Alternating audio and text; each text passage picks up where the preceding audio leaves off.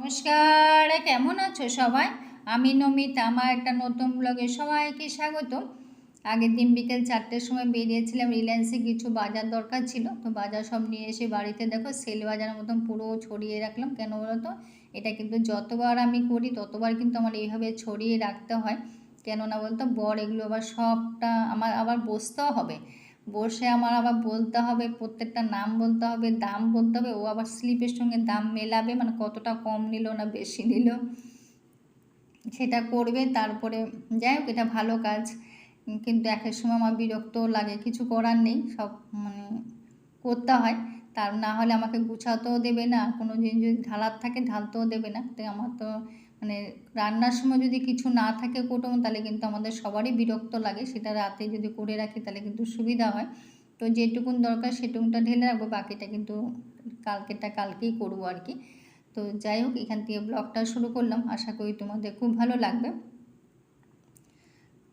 আমরা সবাই জানি বয়স আমাদের থেমে থাকে না, বয়স কিন্তু আমাদের প্রতিদিন প্রতিনিয়ত কিন্তু একটু একটু করে বেড়ে যায়। এটা কিন্তু এটা এমন একটা বয়স, মানে এই বয়সটা যে কী নাম দেওয়া যায় সেটা কিন্তু মানে জানা নেই।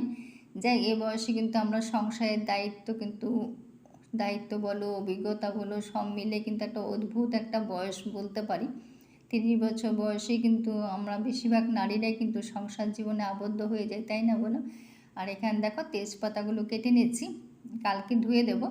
তো এমনি ধুতাম আর কি, কিন্তু ভাবলাম কি কেটে নিই, কেটে একবার ধুয়ে দেবো, তাকেই তো কথা, মানে ধোয়ার পরে কাটা আর মানে ধোয়ার আগে কাটা কথা তো একই, এই জন্য কেটে নিলাম। তো কেটে নিলে কি হয়, রান্নার সময় সুবিধা হয়।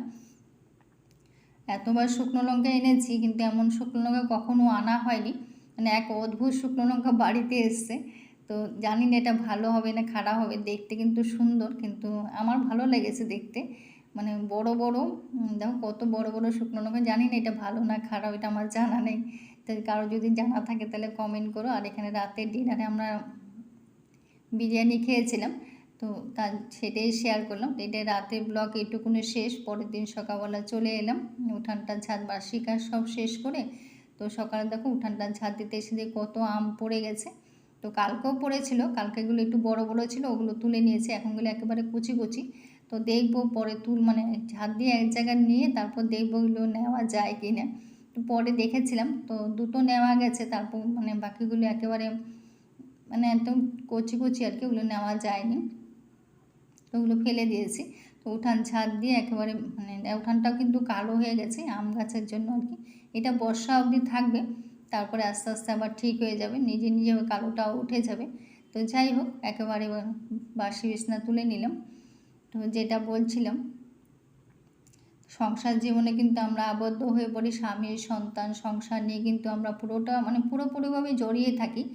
আমরা আমাদের যে নিজেদের যে মনের মধ্যে যে অনেক কষ্ট যন্ত্রণা, অনেক কিছু পাওয়া না পাওয়া, সবটা কিন্তু মানে ওই সংসারের মানে সন্তানকে নিয়ে কিন্তু আঁকড়ে ধরে রাখার চেষ্টা করি, সেটা কিন্তু ভুলে যাওয়ার চেষ্টা করি। নিজের মনে কষ্ট কিন্তু নিজের মনের মধ্যেই আমরা চেপে রাখি। নিজের মা বাবাকেও কিন্তু তখন আর মানে বলতে পারি না, তখন বলতে চেষ্টাও করি না, কিন্তু সেই যন্ত্রণাটা নিজের মনের মধ্যেই থাকে। কেন বলছি, সবটাই বলছি। 30 বছর বয়স হয়ে গেছে, চাকরি মানে করলেও যদি বিয়ে না হয় তাহলেও কিন্তু সমাজ তাকে ছাড়ে না। সমাজ যেমন ছাড়ে না, বাড়িতেও তাকে ছাড়ে না। মানে কথা একটা আছে না, যে মেয়েদের স্বাধীনতা কোথায়, না বাড়িতে স্বাধীন না সমাজে স্বাধীন, স্বাধীন কোথাও নেই। তো বিছনা আমার তোলা হয়ে গেছে। মেয়ে মানে চাকরি করলেও কিন্তু স্বাধীনতা যে নেই সেটা কিন্তু মানে শুনলাম আর কি, সেটাই তোমাদের সাথে শেয়ার করলাম। মেয়ে তো এটা কথাটা সত্যি কথা, মেয়েদের কোনো শান্তি নেই। কিন্তু 30 বছর বয়সে কিন্তু আমরা সব মেয়েরাই কিন্তু মনে যদি অনেক থাকে তাও কিন্তু চেপে আমরা আমার কিন্তু 30 বছর বয়সে আমার 10 বছর অভিজ্ঞতা ছিল। কেননা আমার 20 বছর বয়সে আমার বিয়ে হয়ে যায়। আর 30 বছর বয়স যখন হয় তখন তো আমার 10 বছরের অভিজ্ঞতা। তো তখন এই বয়সটা, তখন তো আমরা সংসার জীবনেই আবদ্ধ হয়ে গেছি, তখন তোমার ছেলেও ছোট মানে হয়ে গেছিলো। তখন আমার মনের মধ্যে যদিও কিছু থাকে সবটাই কিন্তু ভুলে গিয়ে কিন্তু সংসার জীবনে আবদ্ধই হয়ে গেছিলাম। সংসারটা কী করে মানে সবটা কীভাবে মানে এখন অবধি যেটা আমরা করি যে সংসারটা কীভাবে গুছিয়ে রাখবো, সবটা কী দেখো, আয়নাটা কিন্তু অনেক বছরে আনা, এটা আমার বিয়ের আগে, সেটাই তোমাদেরকে দেখালাম আর কি। অনেক পুরনো, বয়স কত হয়েছে এখন বলতে পারছি না, কিন্তু অনেক পুরনো মানে আয়নাটা। তো এখানে এই বিছনাটাও চলে এলাম। মশারিটা আমি এইভাবেই ভাঁজ করি, হয়তো আমার মতো অনেকেই করো এইভাবে ভাঁজ। তো এইভাবেই ভাঁজ করে রাখি, তাহলে ছোট হয় আর কি, দেখতেও ভালো লাগে। এই বিছনাটাও তুলে নেব। আর অফ ক্যামেরা আমি ওয়াশিং মেশিনটাও চালিয়ে দিয়েছি, অনেক কাপড় কেচেছি। তো সব কাপড় তার ওয়াশিং মেশিনে কাচা হয় না, আসলে কী বলতো, ওয়াশিং মেশিনে সব কাপড় পরিষ্কারও হয় না, মানে আমার মনে হয় আর কি। তার জন্য কিন্তু আমি সব কাপড় ওয়াশিং মেশিনও দিইও না, অনেকটা কিন্তু হাতেও কাচি, যেটা আমার মনের মতন পরিষ্কার না হয় না, বিশেষ করে ছেলের জামা কাপড় মানে ড্রেসগুলো, ওরটা কিন্তু আমি হাতেই কাচি, যেহেতু মানে কলার টলারগুলো কিন্তু ঠিক মতন পরিষ্কার হয় না, তার জন্য কিন্তু হাতেই কাচতে হয়। মেশিন এমনি নাম, তেমন কিছু না। আর এখানে দেখো বেসিনের তাওয়ালটাও আমি চেঞ্জ করে দিলাম। আমার বেসিনের তাওয়ালগুলো বেশিরভাগ তাওয়াল কিন্তু একই কালারে, কেননা বলতে এগুলো ঠাকুর ঘরে ছিল। আমার ঠাকুর ঘরে দেখবে সব এখন যেমন সুতির কাপড় ব্যবহার করি, আমার কিন্তু এক প্রিন্টেরই ব্যবহার করতে বেশি ভালো লাগে। ওই জন্য আমি এক কালার বা এক প্রিন্টেরই ব্যবহার করার চেষ্টা করি, সবসময় আমি এটাই করি আর কি। তার জন্য আগে যেমন তাওয়ালগুলি ব্যবহার করতাম, ওগুলো কিন্তু এক প্রিন্টেরই ছিল। দেখো কত কাপড় কেচেছি, সবটাই কিন্তু ধুয়ে আবার মানে রোদে দেওয়া হয়ে গেছে। তো রান্না আজকে হালকা পাতলা করেছি, যেহেতু একটু অনেক কাপড় কাচা হয়েছে, অনেকটা সময় ওখানে ব্যয় হয়েছে, তার জন্য কিন্তু রান্না আজকে হালকা পাতলাই হয়েছে, তার জন্য তোমাদের সাথে তেমন কোনো শেয়ার করাও হয়নি।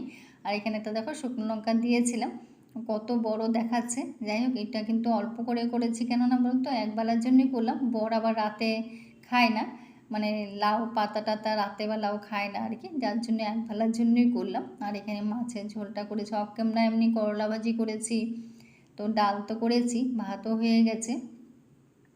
তো সেগুলো একটু লাউ করেছি, লাউ যে রাতের জন্য লাউ একটু মানে অর্ধেকটা লাউ করে নিয়েছি, তো সেটা তোমাদের সঙ্গে শেয়ার করা হয়নি, আর ভুলেও গেছিলাম, দেখাতেও ভুলে গেছিলাম। আর দেখো ফ্রিজটাও কিন্তু অফ ক্যামেরা এগুলো সব ধুয়েছিলাম, সবটা বার করে মুছেছি, অফ ক্যামেরাই করেছি। আর যেটা এগুলো ধুয়েছিলাম, যেটা শুকিয়ে গেছে, এগুলো আবার সেট করে নিচ্ছি, তাহলে মানে লাগিয়ে নেব, তারপর গুছিয়ে নেব আর কি। তা আমাদের মেয়েদের কিন্তু মানে কোনো বয়সেই কিন্তু শান্তি নেই, মানে বয়স কম হলে মানে বেশি চাকরি করলেও শান্তি নেই, চাকরি না করলেও শান্তি নেই, মানে কথা সবসময় শুনতে হয়, এটা কিন্তু সত্যি কথা। তো সেটাই মানে একটা কথা ব্যাপারে একজনে বলছে, দেখে 30 বছরের মেয়ে, সে কিন্তু চাকরি করছে, বিয়ে হয়নি, দেখে তাকে কত কথা শোনাচ্ছে, তার জন্যে বললাম। রান্নাঘরে অবস্থা দেখেছো কী অবস্থা, আমার বেহাল হয়ে আছে। তো হাল তো সবসময় মানে গোছানো তো সবাইকে দেখানো যায়, কিন্তু বেহালটাকে যে মানে কীভাবে সাজাতে হয় সেটাও তো দেখতে হয়, তাই না বলো। রান্নাঘর কিন্তু পুরো বেহাল হয়ে আছে, বাসন টাসন কিচ্ছু মাজা হয়নি, সব কোটোকাটি সব নামিয়েছিলাম, সব র্যাক মুছে পরিষ্কার করে ওগুলো পুরোটা গুছিয়ে নিয়েছি। গুছিয়ে আমাদের খাওয়া দাওয়া হয়ে গেছে, খাওয়া দাওয়া শেষ করার পরেই কিন্তু আমি ঘরটা মুছি। তো সেটা কিন্তু আমি সবসময় বলি যে আমি খাওয়া দাওয়া শেষ করার পরেই ঘর মুছি, তাহলে ঘরটা পরিষ্কার থাকে আর কি, মানে এটা আমার ব্যক্তিগত কথা আর কি, যেটা কারোর সঙ্গে মতের মিল নাও হতে পারে, মানে এটা আমি নিজেই করি আর কি, এটা আমার অভ্যেস হয়ে গেছে। তার জন্য আর কি আমি খাওয়া দাওয়া শেষ করার পরেই তো ঘরটা মুছি। তো সেটাই মানে এই ঘরটা মুছলে আমার সব কাজ শেষ আর কি। তারপর আমি স্নান করি, তো যেটা করি সেটাই তোমাদের সঙ্গে তুলে ধরি, জানি না তোমাদের কেমন লাগে। তো সব ঘর, ওই ঘরটাও মোছা হয়ে গেছে, এই ঘরটাও মুছে নিচ্ছি। তো সব ঘর মুছে তারপরে রান্নাঘরটা কীভাবে গুছিয়েছি সেটাই তোমাদের সঙ্গে শেয়ার করব। তো এইভাবে কালকে বিকেল 4টের থেকে আজকে বিকেল 4টে অবধি কী করলাম সেটাই তোমাদের সাথে শেয়ার করলাম। তো কেমন লাগলো দেখে তোমরা কমেন্ট করো, সুন্দর সুন্দর কমেন্ট পাই, খুব ভালো লাগে। তো সবাইকে অন্তর থেকে অনেক অনেক ভালোবাসা, এত সুন্দর সুন্দর কমেন্ট করার জন্য মন থেকে বলছি, সবাইকে অনেক ভালোবাসা। তো সবাই ভালোও থেকো, সুস্থও থেকো। আর এখন তো অনেক গরম পড়ে যাচ্ছে, সবাই সাবধানেও থেকো গরমে। তো ঘর মোছা হয়ে গেছে, ঘর মুছে একবারে রান্নাঘরে চলে এলাম। এই কোটো দুটো বাকি ছিল, সেই কোটো দুটো ধুয়ে দিলাম, তো আমার সব কাজ শেষ। তো কাজ শেষ করে রান্নাঘরটাও দেখো গুছিয়ে নিয়েছি, কিন্তু অফ ক্যামেরা সব মুছে পরিষ্কার করে কিন্তু গুছিয়েও নিয়েছি। তো কালকে যেইটুকুন ঢালা বাকি ছিল সেগুলো আমি সব ঢেলে নিয়েছি, কোটো কোটো ঢেলে নিয়েছি, সেগুলো অফ ক্যামেরায় করে নিয়েছি। সব আর ভিডিও করা যায় না, অনেকটা সময় লাগে, তার জন্য কিন্তু করা হয় না। দেখো সব কোটো ঢেলে সাজিয়ে গুছিয়ে নিয়েছি। তো আজকে ব্লগটা এখানে শেষ করব, বেসিনটা ধুতে ব্লগটা শেষ করব। তো শেষ কাজ এটাই ছিল। তো এটাই করতে শেষ করব। যদি কিছু একটা ভালো লেগে থাকে তো লাইক কমেন্ট শেয়ার করো, পাশে থেকো সবাই, আর পাশে রেখো।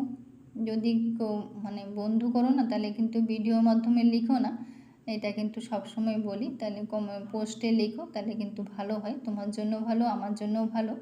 এটা সবাই আমরা জানি, জেনেও কিন্তু ভুল করি। এই ভুলটা না করলে হয়তো ভালো। আর দেখো তো বিকেল 4টে বাজে।